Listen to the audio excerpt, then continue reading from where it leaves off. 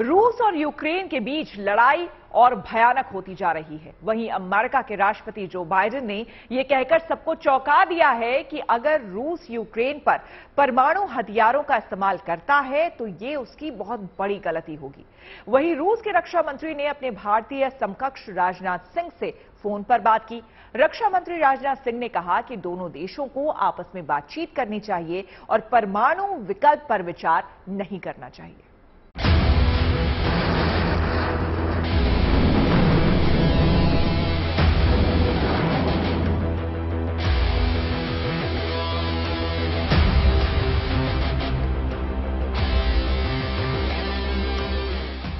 रूस यूक्रेन के बीच में जारी युद्ध विस्फोटक बनता जा रहा है। रूस और यूक्रेन का युद्ध एक बार फिर विस्फोटक मोड़ पर आ गया है। जिस युद्ध के खत्म होने की उम्मीद की जा रही थी वो फिर विध्वंसक रूप ले चुका है।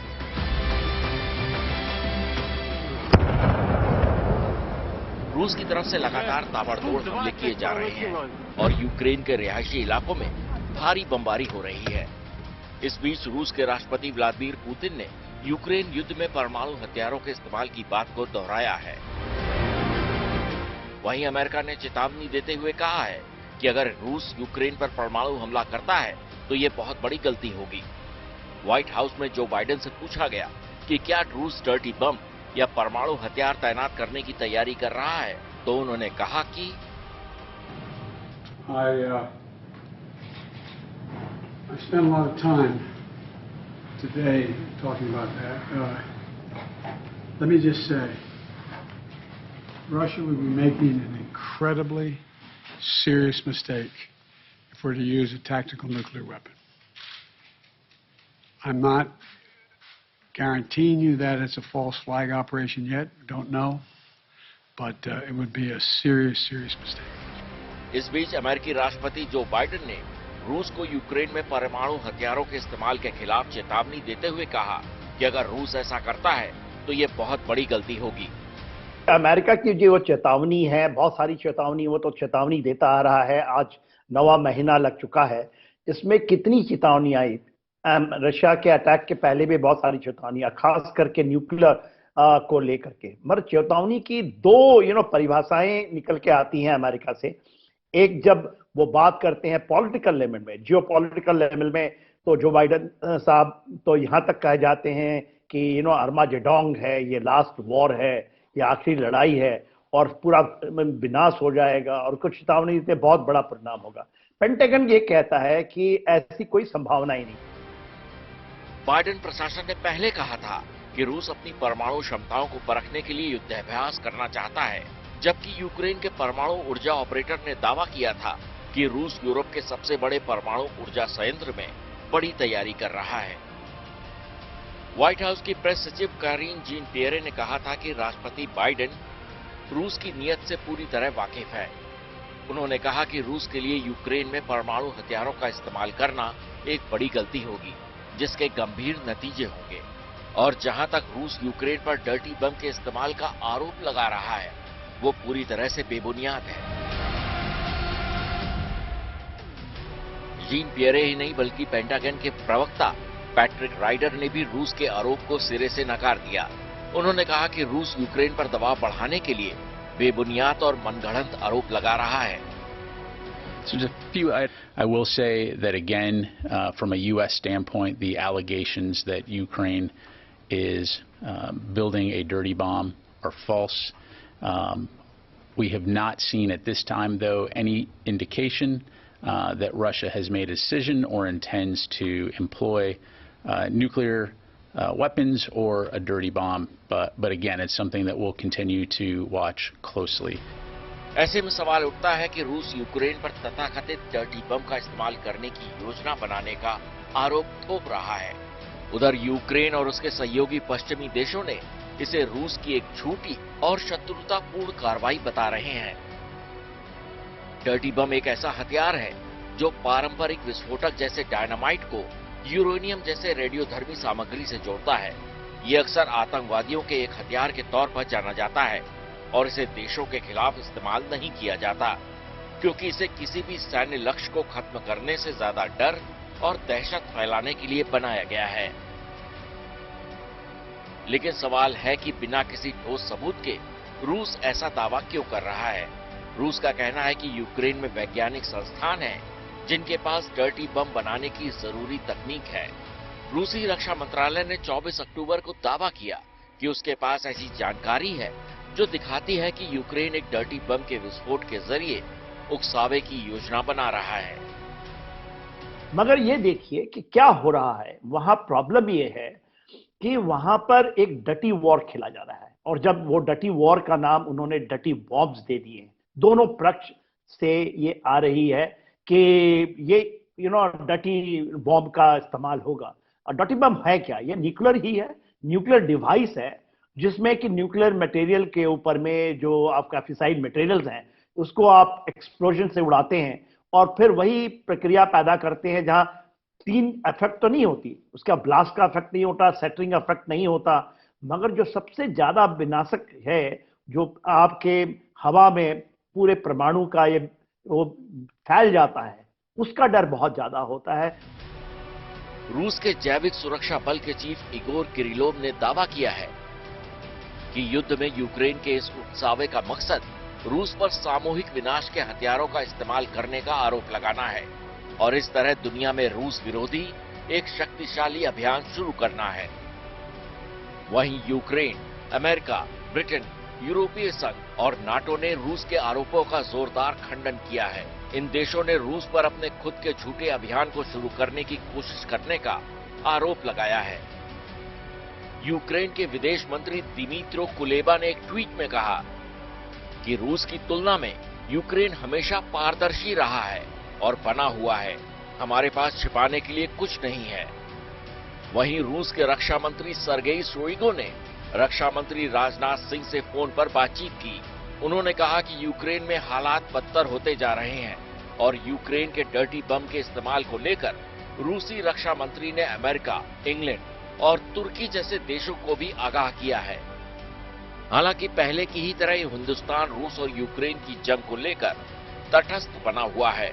रक्षा मंत्री राजनाथ सिंह ने इस संकट के समाधान के लिए दोनों देशों के बीच बातचीत पर जोर दिया। साथ ही उन्होंने ये भी कहा कि किसी भी पक्ष को परमाणु हमले के विकल्प पर विचार नहीं करना चाहिए। वहीं सवाल ये भी उठता है कि क्या डर्टी बम परमाणु हथियारों की श्रेणी में आता है? तो ऐसा बिल्कुल नहीं है। एक डर्टी बम से विस्फोट पारंपरिक विस्फोटकों के जरिए होता है, जबकि परमाणु हथियार से विस्फोट एक परमाणु प्रतिक्रिया से होता है। द्वितीय विश्व युद्ध में अमेरिका ने जापान पर परमाणु बम गिराया था। दुनिया में अब तक डर्टी बम का सफल हमला अभी तक नहीं हुआ है। काउंसिल ऑफ फॉरेन रिलेशंस की माने तो साल 2095 में चेचनिया विद्रोहियों ने रूस में एक डर्टी बम प्लांट किया था, लेकिन वो इसमें विस्फोट करने में कामयाब नहीं हो पाए थे।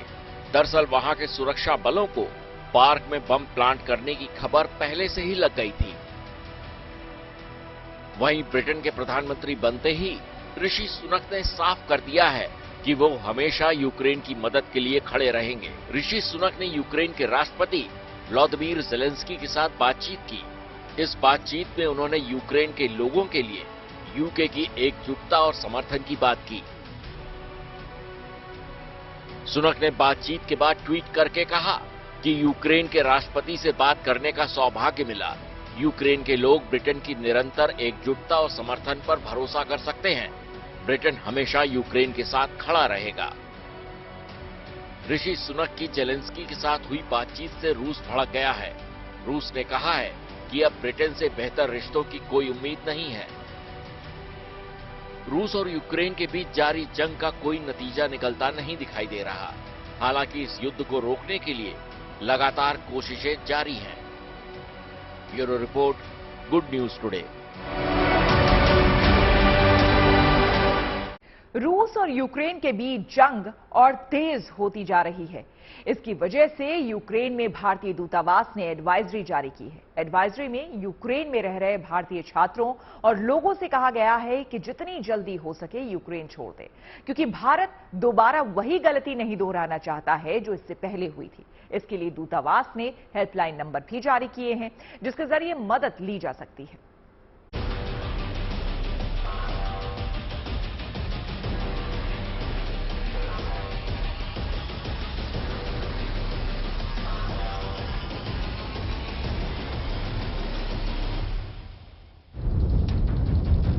रूस और यूक्रेन के बीच चल रही ये जंग अब दोनों देशों के राष्ट्राध्यक्षों की नाक की लड़ाई बन चुकी है, जिससे दिनों दिन ये युद्ध और विस्फोटक होता जा रहा है।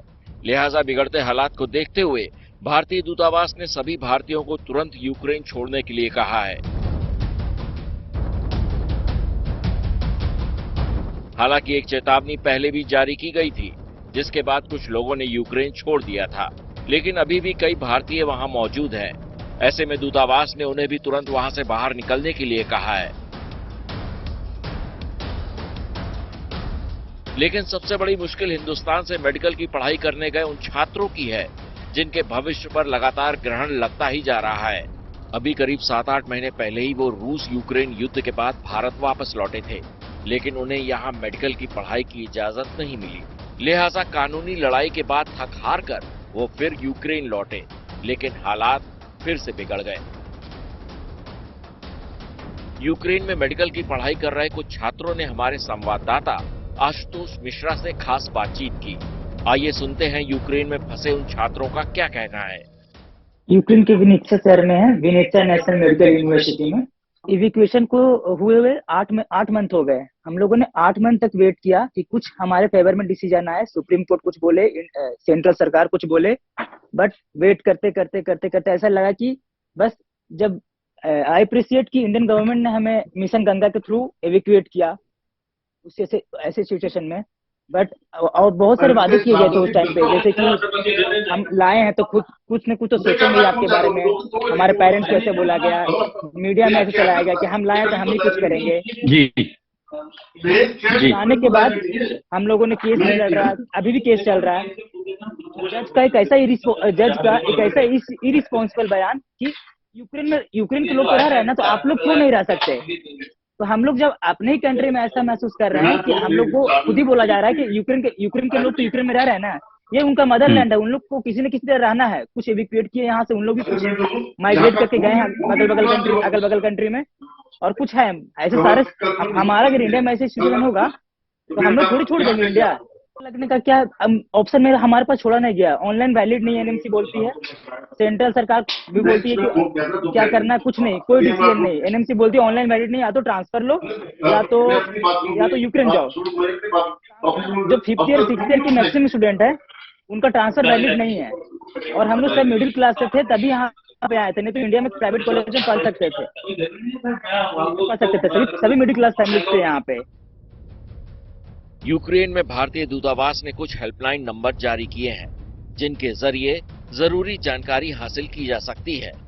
ये नंबर हैं 3809 3355 9958, 3806 3591 7881 और 3806 7874 5945। इसके अलावा भारतीय दूतावास की वेबसाइट पर भी जरूरी जानकारी ली जा सकती है। यहां ये समझना जरूरी है कि यूक्रेन में हालात एक बार फिर से बिगड़ने लगे हैं। इसी वजह से कुछ दिन पहले भारतीय दूतावास ने एक एडवाइजरी जारी की थी।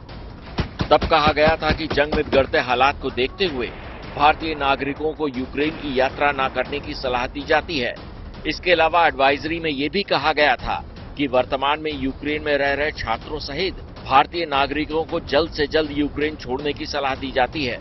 आपको बता दें कि इस वक्त रूस यूक्रेन के रिहायशी इलाकों में ताबड़तोड़ ड्रोन से हमले कर रहा है। रूस ने कुछ दिन पहले ही यूक्रेन पर दर्जनों कौमी केस ड्रोन से हमले किए थे, जिससे कई लोगों की मौत हो गई।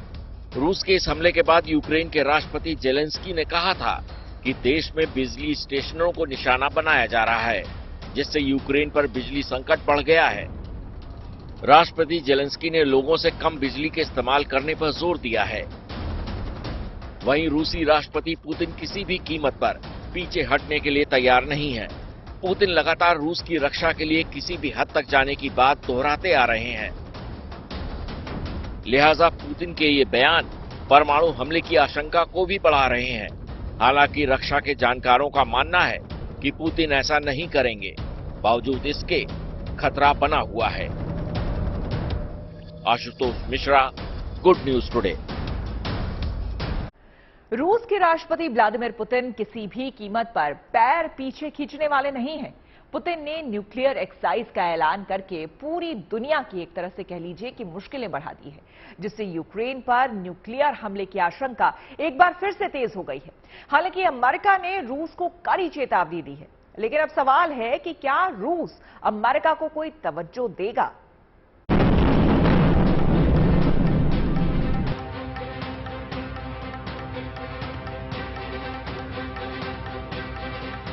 कहने को तो ये जंग रूस और यूक्रेन के बीच हो रही है, लेकिन रूस की तल्खियां अमेरिका के साथ बढ़ रही हैं। लगातार परमाणु हमले की धमकी देने वाला रूस एक बार फिर से परमाणु अभ्यास करने जा रहा है। पिछली बार रूस ने फरवरी में न्यूक्लियर ड्रिल की थी। रूस ने अमेरिका को इस ड्रिल के बारे में औपचारिक जानकारी भी दे दी है, लेकिन गौर करने वाली बात यह है कि 30 अक्टूबर तक अमेरिका और उसके सहयोगी देश भी न्यूक्लियर ड्रिल कर रहे हैं। इसलिए दो महाशक्तियों की परमाणु ड्रिल ने यूक्रेन के राष्ट्रपति जेलेंस्की को डरा दिया है। रशिया में बात हुई है। रशिया के बहुत सारे ऐसे लोग हैं जो इसको खुल करके बोलते हैं। पुराने जो उनके प्रीवियस प्रेसिडेंट है वो तो खुलकर बोलते हैं। वो तो यहां तक कह गए कि ईस्ट एंड वेस्ट कोस्ट जो अमेरिका को हम कभी चंद क्षणों में ही वहां पर पहुंच करके हम सुपरसोनिक स्पीड से जो उनके पास कैपेबिलिटी आ चुकी है हम उसको ध्वस्त कर सकते हैं। उन्होंने यूके के बरखिलाफ भी न्यूक्लियर का बात किया था। जब बोरिस जॉनसन ने ज्यादा कुछ बोलने की तो उन्होंने तो इवन ये कहा था कि हम न्यूक्लियर जब सबमरीन का यूज करते हैं तो वहां से हम सुनामी ला सकते हैं। यूक्रेन युद्ध का ये सबसे खतरनाक मोड़ है। 17 अक्टूबर से नेटो के 14 देश बेल्जियम में न्यूक्लियर एक्सरसाइज कर रहे हैं। 30 अक्टूबर को ये परमाणु ड्रिल खत्म हो पाती, उससे पहले ही रूस ने न्यूक्लियर ड्रिल का ऐलान करके सबको चौंका दिया। रूस भी नेटो को काउंटर करने के लिए न्यूक्लियर एक्सरसाइज शुरू कर रहा है, जिसका नाम है थंडर न्यूक्लियर एक्सरसाइज। अमेरिका ये जानता है कि रूसी राष्ट्रपति पुतिन इस मेगा ड्रिल में अपनी स्ट्रेटेजिक न्यूक्लियर फोर्स की तैयारी देखते हैं। हालांकि रूस ने अमेरिका को थंडर न्यूक्लियर एक्सरसाइज के बारे में सूचना दे दी है, लेकिन फिर भी अमेरिका और नेटो देश रूस की न्यूक्लियर ड्रिल पर कड़ी नजर बनाए हुए हैं। यूक्रेन की जंग में परमाणु हथियारों के इस्तेमाल की आशंका के बीच रूसी सेना का परमाणु अभ्यास महज रूटीन एक्सरसाइज समझकर नजरअंदाज नहीं किया जा सकता। ये जो 2022 का न्यूक्लियर क्राइसिस देखते हैं वो तो डेली बिल्टअप हो रहा है, डेली बड़ी बड़ी बातें होती हैं। तो जो पुतिन भी इसको बड़े इस गेम को खेल रहे हैं और उनके क्योंकि वो एक जियो स्ट्रैटेजिक लेवल पे एक टैक्टिकल लेवल से लेके ग्राउंड के ऊपर में छोटे टैक्टिकल वेपन से लेकर के और न्यूक्लियर डोमेन तक की बात करते हैं। पिछले कुछ दिनों से यूक्रेन में न्यूक्लियर अटैक की आशंका बढ़ गई है और इसके पीछे कई वजह हैं। सबसे पहली वजह रूसी सेना का अचानक बेलारूस की धरती का इस्तेमाल यूक्रेन से जंग में करना है। माना जा रहा है कि रूस ने ये कदम परमाणु हमले को लेकर ही उठाया है। बेलारूस के तानाशाह राष्ट्रपति अलेक्जेंडर लुकाशेंको ने कहा है कि रूस यहां अपना सैन्य बेस बनाएगा। हालांकि लुकाशेंको ने ये साफ नहीं किया कि बेलारूस में रूस की कितनी संख्या में सेनाएं रहेंगी। यूक्रेन के खिलाफ बेलारूस के रूस को सैन्य मदद के ऐलान से यूरोप में बड़े युद्ध का खतरा बढ़ गया है। इस बीच नेटो महासचिव स्टॉल्टेनबर्ग ने कहा कि यूक्रेन की मदद से वो पीछे नहीं हटेंगे। वहीं अमेरिकी राष्ट्रपति बाइडेन ने इन हमलों को पुतिन की बर्बरता करार दिया है। आज पुतिन साहब लड़ाई के शुरू के पहले भी न्यूक्लियर चीजों का इस्तेमाल और एक्सरसाइज की थी। उस 24 या फरवरी के पहले न्यूक्लियर बड़ी एक्सरसाइज हुई थी। बीच में एक और किया, बेलारूस के साथ कर रहे हैं, बेलारूस को तो ये पूरा का पूरा जो स्पेक्ट्रम है वॉरफेयर का, जिसके अंदर में ये हाइब्रिड का और ये कभी लड़ी नहीं गई। वहीं दूसरी वजह यह भी है कि पिछले दिनों रूस ने यूक्रेन पर आरोप लगाया था कि वो अपनी ही धरती पर डर्टी बम का इस्तेमाल कर सकता है। हालांकि यूरोपीय देशों ने रूस के इस आरोप को खारिज कर दिया और माना जा रहा है कि उल्टा रूस परमाणु हमले की तैयारी कर रहा है और वो जानबूझकर ऐसे आरोप लगा रहा है जिसकी आड़ में वो हमला कर सके। परमाणु हमले की आशंका इसलिए भी बढ़ रही है क्योंकि कई देश अचानक अपने नागरिकों को यूक्रेन छोड़कर फौरन निकलने की सलाह दे रहे हैं। Bureau report, good news today.